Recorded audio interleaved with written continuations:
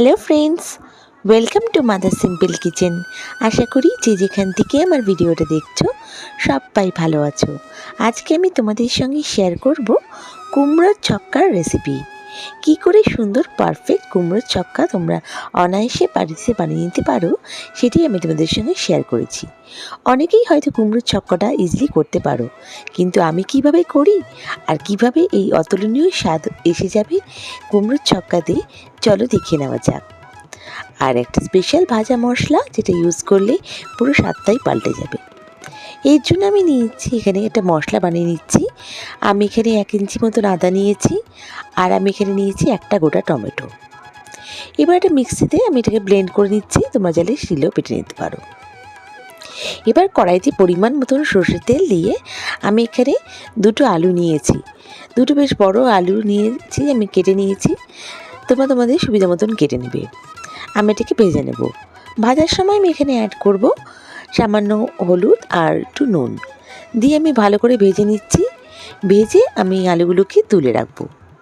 সবজিগুলো ভেজে নিলে পরে টেস্টটা কিন্তু কুমড়োর ছক্কার খুবই সুন্দর হয়। আর টেস্টটা ডিপেন্ড করে কিন্তু এই ভাজার উপরে। দেখো এখানে আমি নুন হলুদ দিয়ে আলুটাকে বেশ ভালো করে একটু ভেজে নেব। আর এই আলু ভাজার কারণে রান্নাটাও কিন্তু আমার ঝটপট হয়ে যাবে। যদি সবজিগুলো ভাজা থাকে রান্নাটা কিন্তু খুব তাড়াতাড়ি হয় আর টেস্টটাও দারুণ হয়। দেখো আমি আলুগুলোকে ভেজে আমি তুলে রেখে দিচ্ছি। এবার আমি কুমড়ো এখানে ভেজে নেব। আমি এখানে একটা বেশ বড় কুমড়ো নিয়েছি। এখানে আমি 800 গ্রাম মতন কুমড়ো কেটে নিয়েছি। এটাকেও ডুমো ডুমো করে কেটে নিয়েছি। এইভাবে কাটলে কুমড়োটা বেশ ভালো থাকে, মানে রান্নার পরও কুমড়োটা কিন্তু আস্তে আস্তে থাকবে কিছুটা, নাহলে বেশি ছোটো করে কাটলে পরে কুমড়োটা গলে যাবে আর ভালো লাগবে না। দেখো এখানেও আমি সামান্য নুন আর হলুদ দিয়ে কুমড়োটাকে ভেজে তুলে রাখবো। আলু আর কুমড়োটা ভাজা হয়ে গেলে রান্নাটা কিন্তু ঝটপটই হয়ে যাবে। দেখো আমি কুমড়োটাকে আলু নুন হলুদ দিয়ে একটু ভাজা ভাজা করে তুলে রাখছি। বেশ ভালো করে একটু ভেজে নেব। ভেজে আমি কিন্তু কুমড়ো তুলে রাখছি। এরপর আমি এখানে আমার যে মশলাটা সেটা দেব। আমি এখানে ফোড়নের জন্য দিচ্ছি 2টো গোটা শুকনো লঙ্কা, 5 ফোড়ন 1 চামচ মতন। আর এখানে যে মশলাটা বানিয়েছিলাম আদা আর টমেটোর পেস্টটা, সেটা আমি এখানে অ্যাড করে দেব।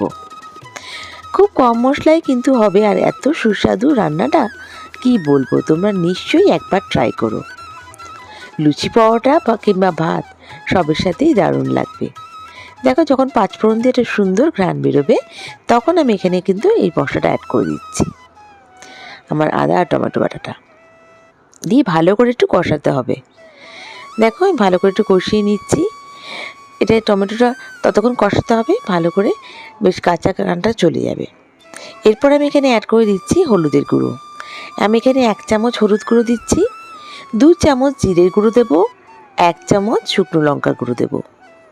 দিয়ে আবার ভালো করে আমাকে ফ্রাই করতে হবে মশলাটাকে কষিয়ে নিতে হবে। মশলাটা কষানোর উপর কিন্তু রান্নাটা টেস্ট হয়।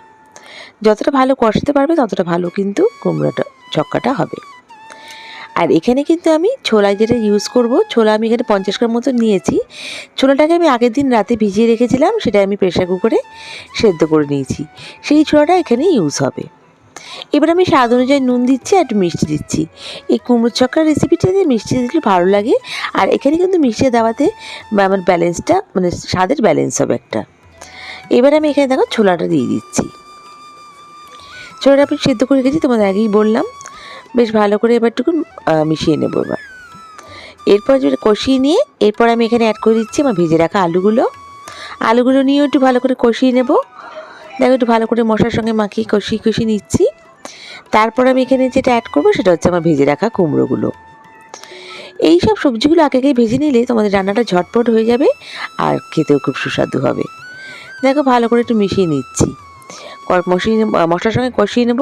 এবার বেশ যখন তেল ছেড়ে আসবে তারপরে কিন্তু আমি এখানে গরম জলটা অ্যাড করব। হ্যাঁ বন্ধুরা, রান্না কিন্তু সবসময় গরম জলটাই অ্যাড করবে। তোমরা নিশ্চয়ই দেখেছো আমি প্রত্যেকটা রান্নায় গরম জলই অ্যাড করি।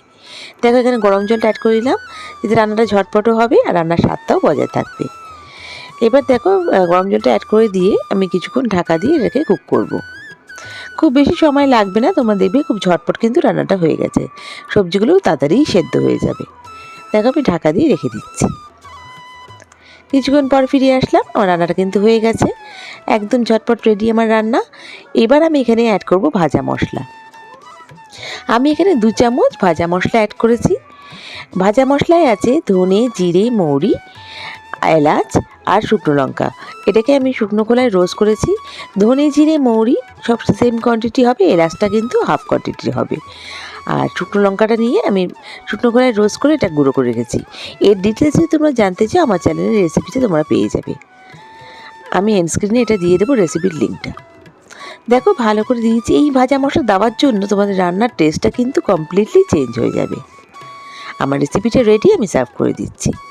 বন্ধুরা, আমার রেসিপিটা যদি ভালো লেগে থাকে প্লিজ লাইক করো, আর নতুন বন্ধুরা আমাকে সাবস্ক্রাইব করে আমার পাশে থেকে যেও। বেল বাটনটা প্রেস করো যাতে আমার রান্নার নোটিফিকেশানগুলো সবথেকে প্রথমে তোমরা পেয়ে যাও। তোমাদের এক একটা লাইক কমেন্ট আমাকে মোটিভেট করে নতুন নতুন রেসিপি নিয়ে আসার জন্য। আর বন্ধুরা, তোমাদের মিষ্টি মিষ্টি কমেন্টসের জন্য অসংখ্য ধন্যবাদ। আমি সত্যি মোটিভেট হচ্ছি, আমার কাজে আগ্রহ বাড়ছে। আর আমার এই রেসিপিটা কেমন লাগলো আমায় কমেন্ট করে নিশ্চয়ই জানিও। নেক্সট রেসিপি নিয়ে আমি আবার হাজির হয়ে যাব। তোমরা সবাই ভালো থেকো, সুস্থ থেকো, বাই।